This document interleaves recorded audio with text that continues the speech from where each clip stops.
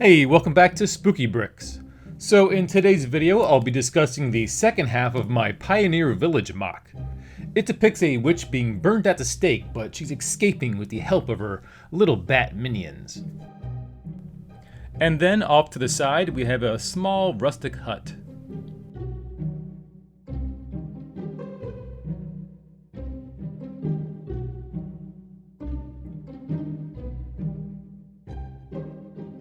So the history buffs out there are probably already commenting that the victims of the Salem witch trials weren't burned, they were in fact hung, but depicting a Lego minifigure being hanged by a noose just seems a little too morbid, and even though being burned alive does definitely seem like a worse way to go, for some reason it just doesn't seem quite as dark.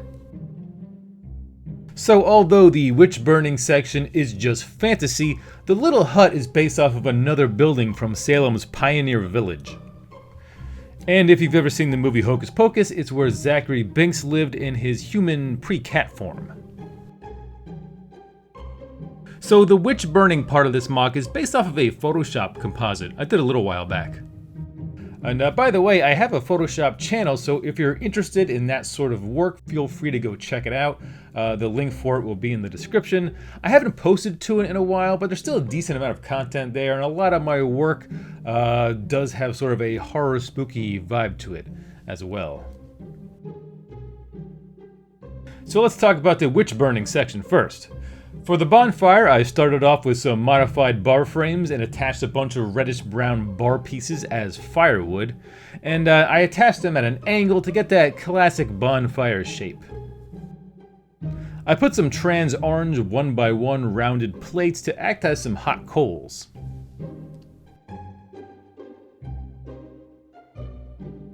I left a little gap in the base open underneath the fire, and I did that so I could add a little light underneath to give the fire a nice red hot glow.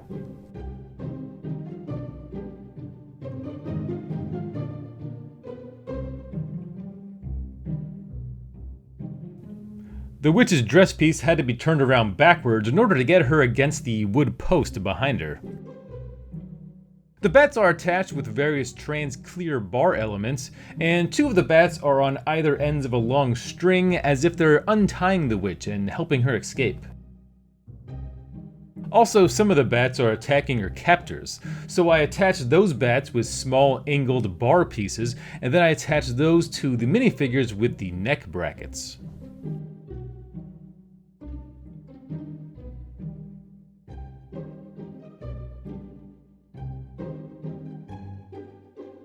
And of course, in the back we have our standard pumpkin patch. So let's move on to the hut.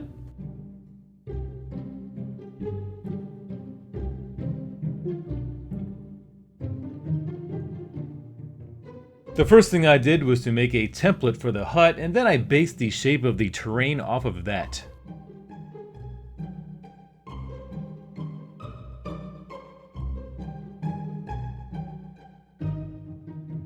Outside, we have a cobblestone pathway that leads up to a brick-built door.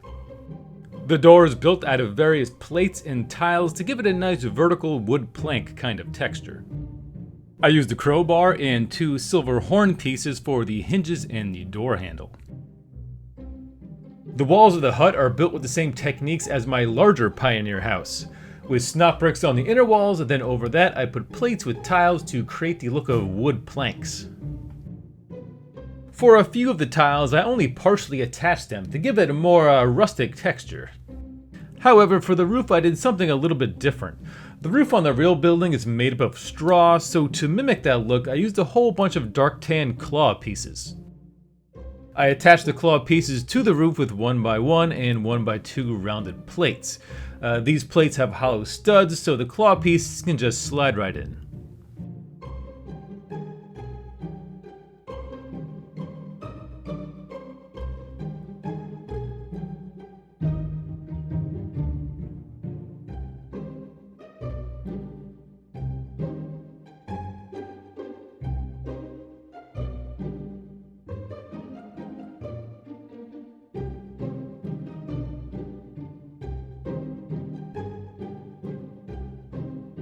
Both windows have brick-built shutters that are made up with tiles and harpoon pieces for hinges.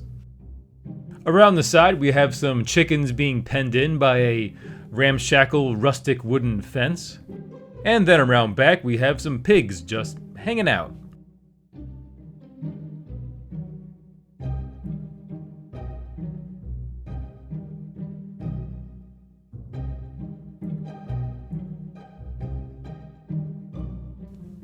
And here's what they look like paired together with my other Pioneer Village mock.